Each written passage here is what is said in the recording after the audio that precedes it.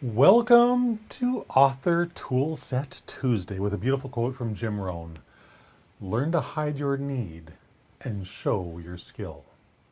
So important. So very important. Hi there, my name is Christopher Diarmani, and it is my pleasure, it is my passion to empower nonfiction authors, hopefully a nonfiction author just like you, so you can turn your dream of writing a book into your published reality. And one of the best ways I can think of to do that is to showcase your skill to the people who are most likely to read your book, well, buy your book, read your book, and have their lives transformed by it. That's a great way of moving your book forward and moving your impact in the world forward. But first I want you to think back to a time where you were approached by someone who was extraordinarily needy, someone who was desperate for you to, buy whatever thing that they were selling. How did that make you feel when this really needy person was in front of you and you could just smell the desperation on them? Now put yourself in the position of the seller and your prospective reader and the buyer, as the buyer. Is that really how you want to come across to your ideal reader? I don't think so. I certainly hope not. It's certainly not how you want them to make them feel. You don't want to make them feel that same thing that you felt when someone was doing that to you. What readers want is someone who can make them feel inspired, who can light up their day, light up their life in a way that they had never had it happen before.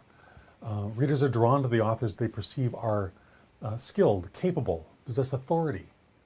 Those are the people they fill stadiums for. They don't fill stadiums for the people who pathetically said, "Please buy my book or my life is over."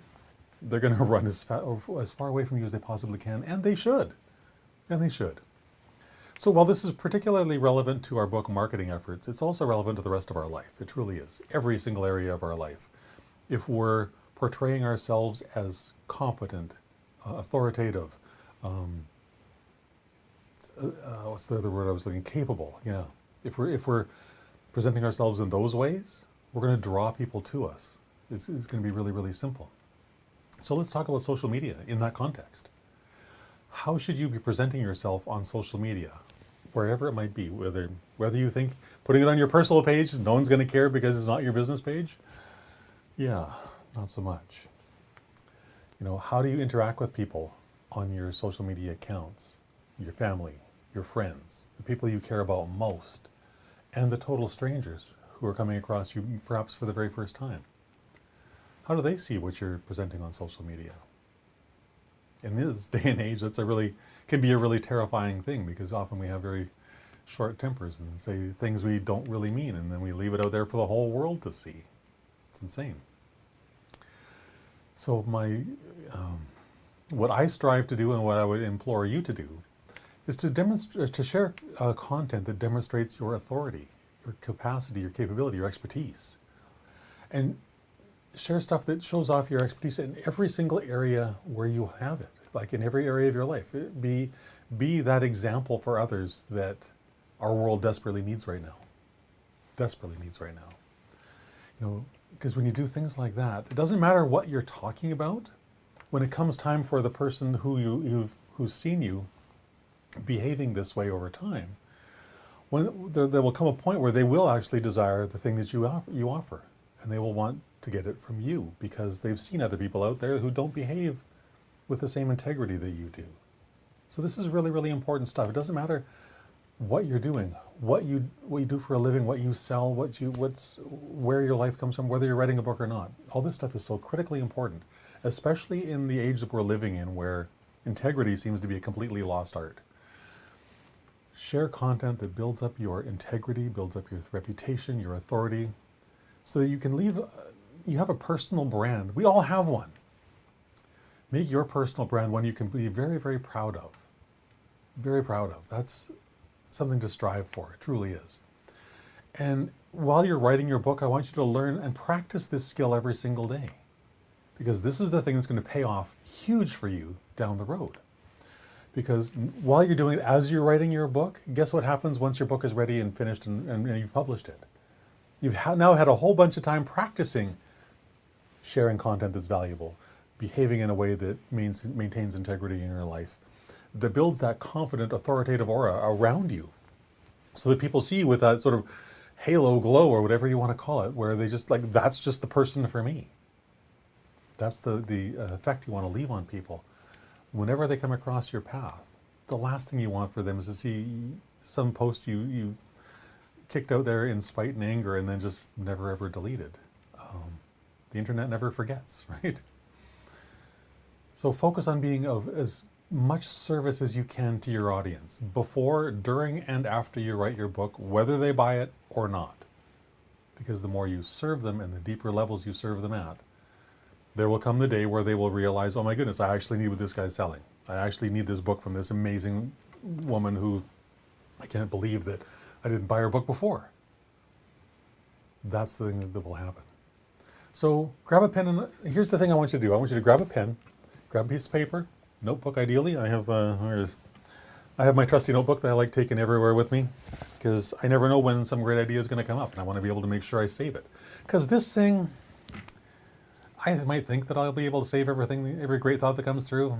Yeah, I'd be lying to myself. So would you, right? Grab a pen and paper and write down 3 ways that you can serve your audience. Whether your book is not even yet written, whoever those people, whoever that ideal reader is for you, and I want you to do that work, figure out who that person is, because that's what you need to write your book for. But how can you serve that person? Pick 3 major categories of ways you can do that. And then below each one of those 3 ways, I want you to write 3 more ways, like break it down to a deeper level, in three different items for each one of those 3 major headings. And then just work on serving people in those ways every single day, while you write your book, while you're editing your book, once your book is published, once you're marketing your book.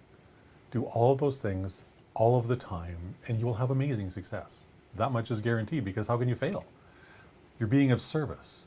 And if there's one thing that gets rewarded in this world, it's the individual who serves at the highest, the deepest level. Whichever resonates for you, use that one.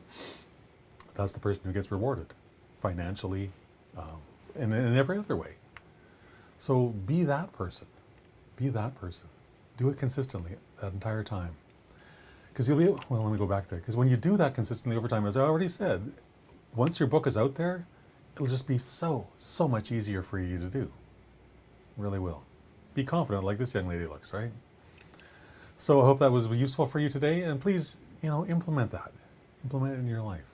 And then please connect with me on social media. I would love to talk with you about whatever's going on in your writing life, or in whatever area of your life you want. Because there's so many, when we focus on becoming that better human being, and I talk about this all the time, it's impossible for me not to become a better writer. Because the more empathetic I am with someone else, the more grateful I am for someone else, the more, pick whatever category you want to put it, the more I am of that for someone else, the more I can be that for me. Or vice versa. The deeper I can go with all those things for me, the easier it is for me to do it for you. Whichever way works for you, take that on and grab hold of it. And yeah, I'd love to chat with you about those things. But more than anything else, whatever that neediness that's inside you, and we all have something, we all do. It's nothing to be ashamed of, but it certainly is something that we want to do less of. We want to be showing off our best side to the world, because that's what the world needs, our best. Have a fantastic rest of your